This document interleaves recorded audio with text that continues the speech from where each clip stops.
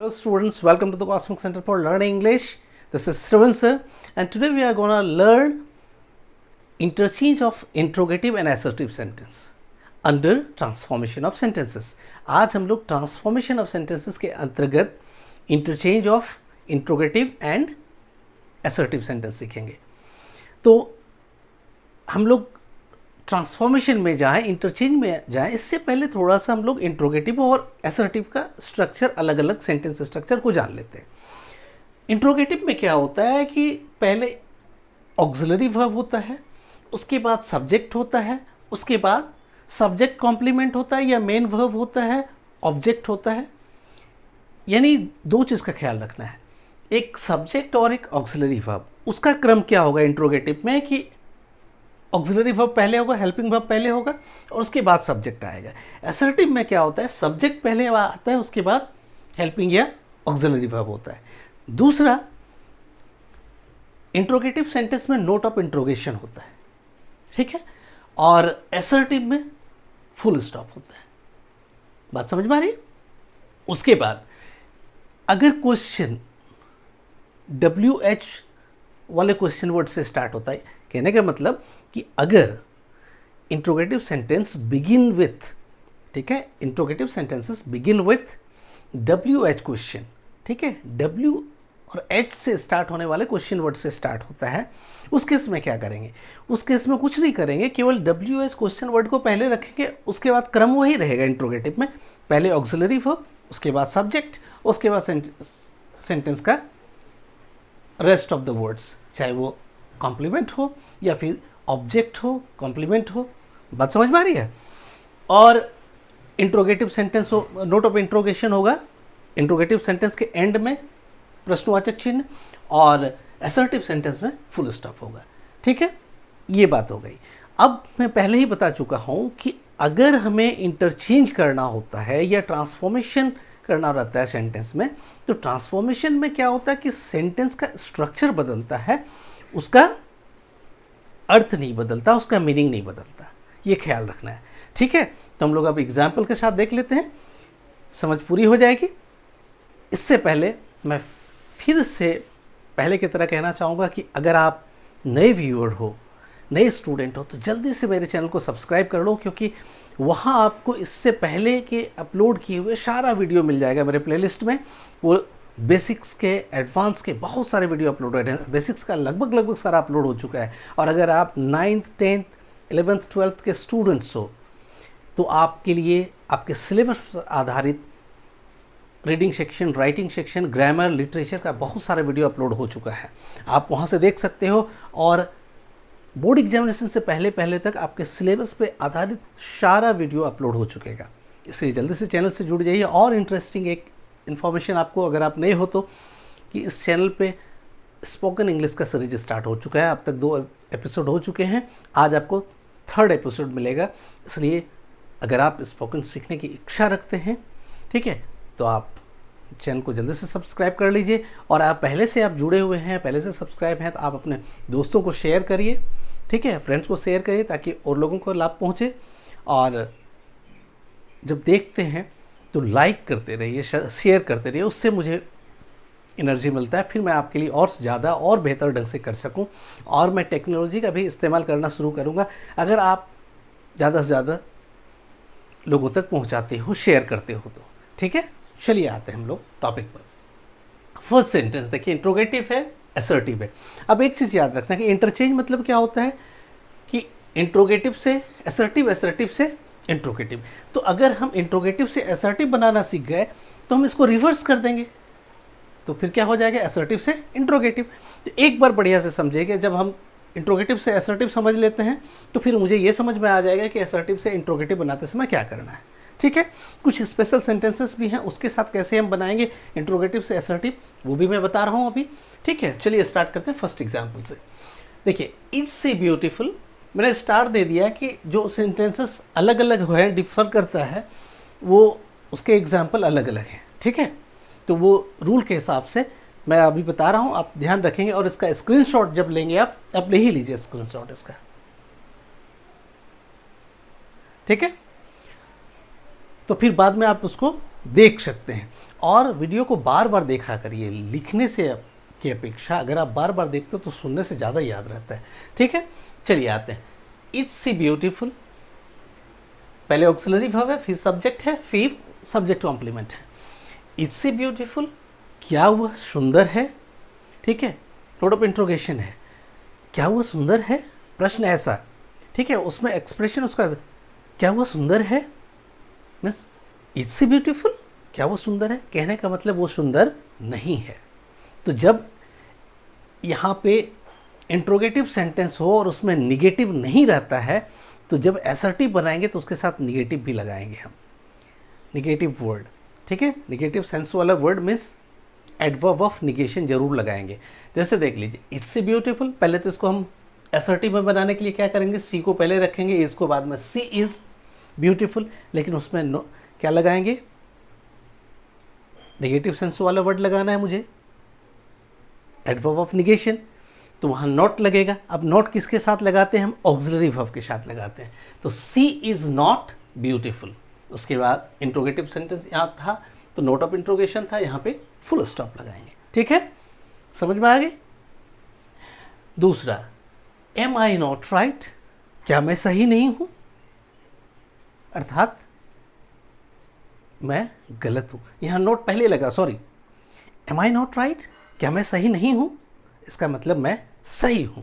तो पहले से अगर निगेटिव रहेगा तो ये जो निगेटिव सेंस वाला वर्ड है मीन्स एडवर्ब ऑफ निगेशन को हम हटा देंगे।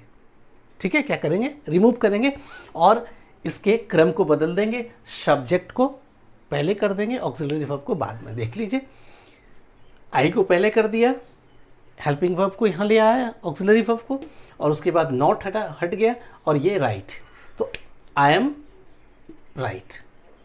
ठीक है, चलिए next example, do I not love you, do I not love you, क्या मैं तुमसे प्यार नहीं करता हूँ, do I not love you, क्या मैं तुमसे प्यार नहीं करता हूँ। तो इसका मतलब मैं तुमसे प्यार करता हूँ। ठीक है, भाव से समझ में आ रहा है ना कि क्या मैं तुमसे प्यार नहीं करता हूँ। तो इसका भाव, इसका अर्थ क्या आपको समझ में आता है, इसका मतलब होता है कि मैं तुमसे प्यार करता हूँ। तो ये आई डू नॉट, ठीक है, do I not love you, तो क्या करेंगे, पहले क्रम बदलेंगे। तो प्रेजेंट इंडेफिनिटिव में मैं बताया था कि असर्टिव सेंटेंस जब होगा उसमें से एफर्मेटिव में क्या होता है कि ऑक्सिलरी वर्ब विजिबल नहीं होता, उसमें मेन वर्ब के साथ एस या ईएस लगता है। ठीक है, डिपेंड करता है वो थर्ड पर्सन सिंगुलर नंबर के साथ। और अगर subject first person second person में रहे तो उसमें फिर नहीं, वो विजिबल ही नहीं होता, वर्ब का फर्स्ट फॉर्म होता है सीधे सीधे। तो इसमें देख लीजिए, यहाँ पे do I not love you, तो नॉट तो रिमूव हो जाएगा, आई डू लव यू ऐसे नहीं लिखेंगे क्योंकि इसमें ऑक्सिलरी वर्ब विजिबल नहीं होता। तो क्या होगा, I love you, I love you. ठीक है, मैं तुमसे प्यार करता हूं। आगे, शैल आई एवर फॉरगेट यू, ठीक है, शैल आई एवर फॉरगेट यू, क्या मैं तुमको कभी भूलूंगा। ठीक है, क्या मैं तुम्हें कभी भूल पाऊंगा या भूलूंगा, क्या मैं तुम्हें कभी भूलूंगा। ठीक है, बात समझ में आ रही है ना, इसका मतलब मैं तुम्हें कभी नहीं भूलूंगा। तो कभी नहीं का यहाँ पे पहले क्या है, नेगेटिव सेंस वाला वर्ड नहीं है। तो जब हम असर्टिव में ले जाएंगे तो क्या करेंगे, ऐड करेंगे। तो एवर का, एवर के लिए जो नेगेटिव सेंस वाला वर्ड लगाएंगे वो क्या होगा, नेवर। ठीक है, और रेस्ट क्रम चेंज करेंगे, सब्जेक्ट पहले, ऑक्सिलरी वर्ब बाद में, और फिर रेस्ट ऑफ द सेंटेंस और एंड में फुल स्टॉप। तो देख लीजिए, आई पहले हो गया, शैल उसके बाद, फिर एवर की जगह पे नेवर और फॉरगेट यू। ठीक है, I shall never forget you. Clear. Next example, can the deaf hear, can the deaf hear, क्या बहरा सुन सकता है, क्या बहरा सुन सकता है। कहने का मतलब इसका भाव क्या है कि बहरा सुन नहीं सकता। तो पहले द डीफ सब्जेक्ट पहले आएगा, कैन आएगा, कैन के साथ नेगेटिव सेंस वाला word means adverb of negation, not लगेगा। द डिफ कैन नॉट, उसके बाद हियर और full stop. The diff can not here. ठीक है, क्लियर हो गया।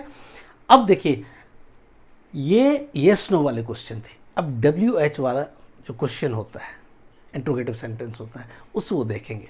तो अगर हु से सेंटेंसेस स्टार्ट हो और उसको हमें बदलना पड़े किसमें,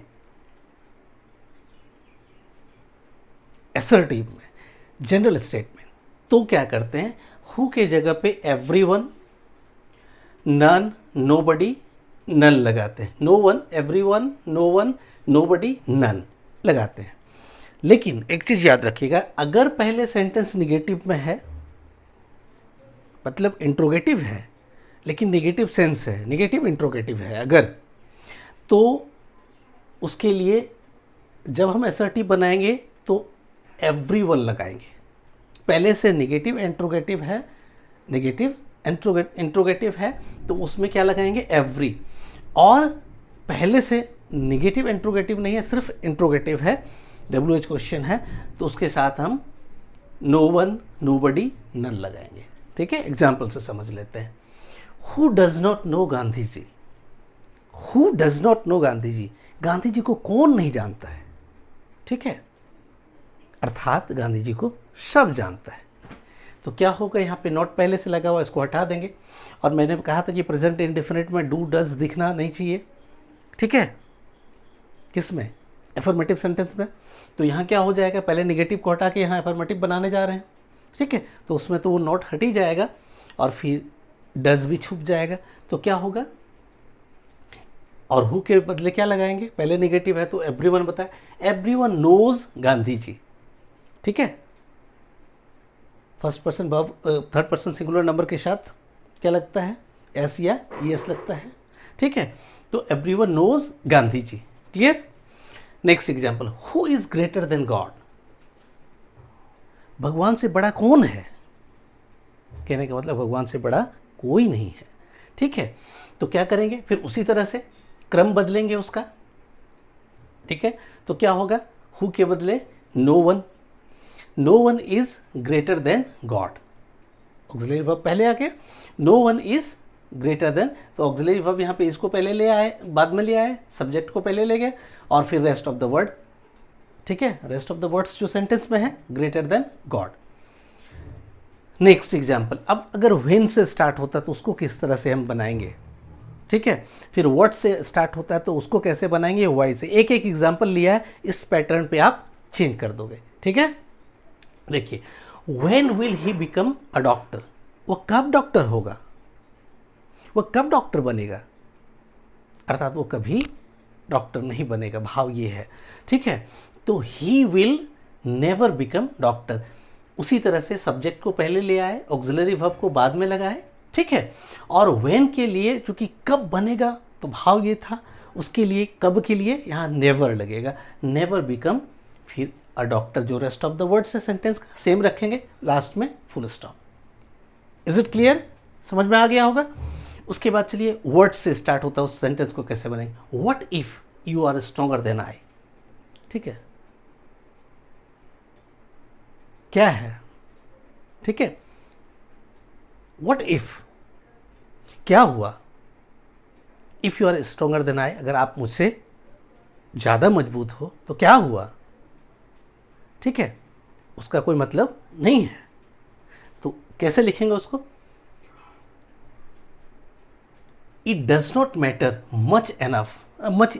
ठीक है, it does not matter much, इसको कैसे बनाएंगे, it does not matter much even though you are stronger than I. ठीक है, it does not matter much, इससे कोई फर्क नहीं पड़ता। It does not matter much, इससे बहुत फर्क नहीं पड़ता। ठीक है, even though you are stronger than I, इसके बावजूद कि आप मुझसे ज़्यादा मजबूत हो। ठीक है, बात समझ में आ रही है। इसका भाव ये था कि व्हाट इफ, क्या हुआ अगर आप मुझसे ज़्यादा मजबूत हो गए तो। ठीक है, बात समझ में आ रही है ना। Next, why it so much, ज़्यादा क्यों खाएं। ठीक है, ज़्यादा क्यों खाएं भाई, कहने का मतलब ज़्यादा खाने का कोई मतलब नहीं है। ठीक है, बेकार की बात, ज़्यादा खाना बेकार है, यूजलेस है। तो क्या कैसे बनाएंगे उसको, it is no use of eating so much. पहले सब्जेक्ट को ले आएंगे, यहाँ इट से स्टार्ट हो, इंट्रोडक्ट, ऐसे सेंटेंस में इंट्रोडक्टरी सब्जेक्ट का प्रयोग करेंगे। It is no use of eating so much, ठीक है, it is no use of eating so much, change ऐसे करेंगे हम। या फिर it is useless to eating so much, दो तरह से बना सकते हैं इस सेंटेंस को। वाई ईट सो मच, ये समझ में आ रहा है ना, वाई ईट सो मच, इसको सुनिए अगर दिखाई नहीं पड़ रहा है तो। वाई ईट सो मच को जब कन्वर्ट करेंगे तो कैसे, इट इज़ यूजलेस, ठीक है, टू ईट सो मच, एक इस तरह से बना सकते हैं, it is useless to eat so much, एक इस तरह से बना सकते हैं। दूसरा, it is no use of eating so much, it is no use of eating so much. दोनों में से जो तरीका आपको अच्छा लगे, बात समझ में आ रही है, उस तरह से बनाएंगे आप। ये दिखाई नहीं पड़ रहा होगा, कोई बात नहीं, मैं बोला उसको आप पॉज करके नोट डाउन कर लोगे। और इसी तरह से जो भी सेंटेंसेस आएंगे, तो सबका मैंने बताया यस नो क्वेश्चन का, WH क्वेश्चन का। WH क्वेश्चन में हु, व्हेन, व्हाट, व्हाई, ठीक है। अब इसको इंटरचेंज जब करना होगा, जब असर्टिव को इंट्रोगेटिव करना होगा, तो बस इसके फॉर्म को बदल दीजिए आप। जैसे ऑक्सिलरी वर्ब को पहले ले जाइए, सब्जेक्ट को बाद में रखिए, लास्ट में नोट ऑफ इंट्रोगेशन डालिए, ठीक है। अब इसमें से एवरीवन का रिमूव करके वहाँ पे हु लगाइए आप, ठीक है। नो वन को रिमूव करके हु लगाइए, उसके बाद फिर ऑक्सिलरी वर्ब लाइए, फिर सब्जेक्ट लाइए और रेस्ट ऑफ द सेंटेंस को लिखिए, उसके बाद नोट ऑफ इंट्रोगेशन डालिए, ठीक है। अगर आप इंट्रोगेटिव से असर्टिव सीख गए तो असर्टिव से इंट्रोगेटिव खुद ही कर सकते हो, ठीक है। तो आज हम लोग यही समाप्त करते हैं इस वीडियो को, फिर अगले इंटरचेंज के साथ हम लोग मिलेंगे नेक्स्ट वीडियो में। इतना आप रिवाइज करते रहिए, इसमें बेस्ट और भी एग्जाम्पल्स लेके आप प्रैक्टिस करते रहिए और वीडियो देखते रहिए, ठीक है। आप बार बार देखोगे तो वो दिमाग में आपका बैठेगा, और आप देखते हो तो लाइक कीजिए, शेयर करिए, अधिक और लोगों तक पहुंचाइए और बच्चों तक पहुंचाइए, सबको लाभ मिले, ठीक है। और भी बेहतर आपके लिए मुझे ऊर्जा मिलता है जब आप लाइक करते हो, जब आप शेयर करते हो, ठीक है। तो आपके लिए और बेहतर से बेहतर कैसे किया जा सके मैं उस पर सोच सकूँगा, ठीक है, उस पर वर्क करूँगा। चलिए मिलते हैं अगले वीडियो में, ठीक है। नेक्स्ट वीडियो में हम लोग की मुलाकात फिर होगी नए टॉपिक के साथ, और स्पोकन सीरीज़ देखना नहीं भूलेंगे। अगर आप इंग्लिश बोलना चाहते हैं और जो बोलने की इच्छा रखते हैं, उनको भी आप शेयर करिए ताकि वो भी उसका लाभ ले पाए। Good bye.